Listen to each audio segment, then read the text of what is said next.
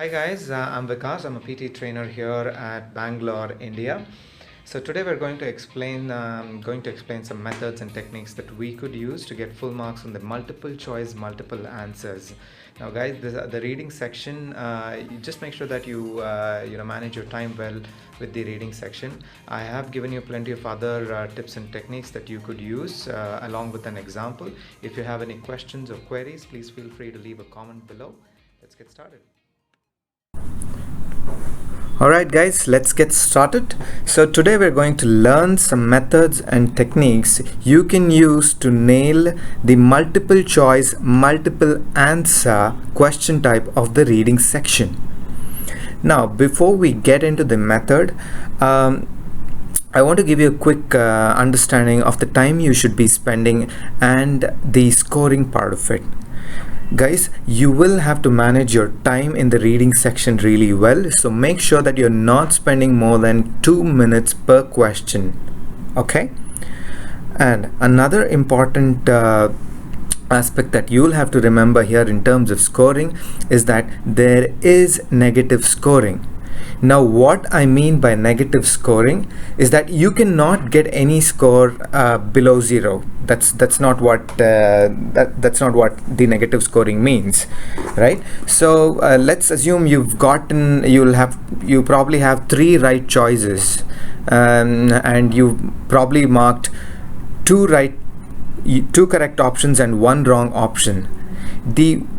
The wrong option negates the mark that you get for the right option. So 1 wrong option negates the marks that you get for 1 right option. So if you have marked 3 options, out of which 2 are correct and 1 is incorrect, you get only 1 mark. That's because the wrong option negates the mark that you get for the correct option. What I'm trying to imply here is that you have to mark only the ones that you are certain of. So mark the options that you're only certain of. Alright? So now that you've understood the scoring part, let's just quickly look at an example so you get a look and feel of how the question type looks like. So you will be presented with a text like this, followed by the question prompt. Please read the question prompt really carefully, because that's what's going to tell you what you'll have to look for. Here, it's a pretty simple question prompt. It says, which of the following statements can be supported by this text? You could also have statements like, which of the following statements are false, or statements like, which of the following statements are true, which of the following statements are highlighted by the author, which are the statements that are supported by the author, things like that, right?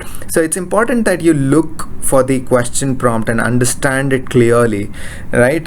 You could get confused by marking the wrong option sometimes, when they've asked you to mark what is false, but you've incorrectly marked the options that are true because you've not read the question prompt correctly. So make sure that you read the question prompt correctly, right? And then you'll have a couple of options here, roughly about 5 or 4 options. There will be more than 1 option that's correct. Like I've told you earlier, if you're sure of 1 option and not sure of the other one, just mark the one that you're certain of. If you're certain of both the options, nothing like it, just go ahead and mark it. Now that you've looked at the example, let's quickly switch to the method.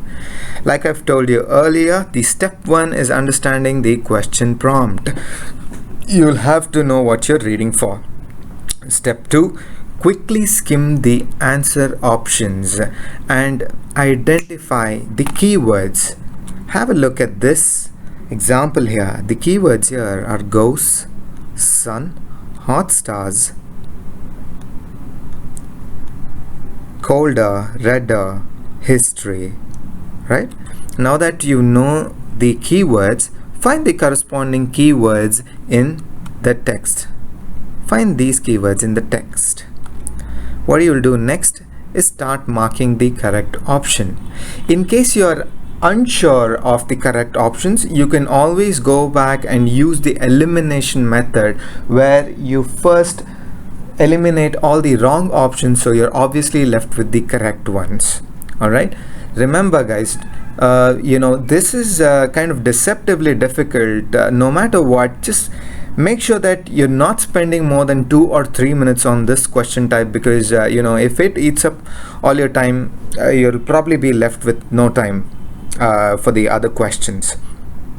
Alright guys, so I'm going to quickly reiterate. Understand the question prompt, read the answer options, identify the keywords, find those keywords in the text and choose the correct option, or use the elimination method.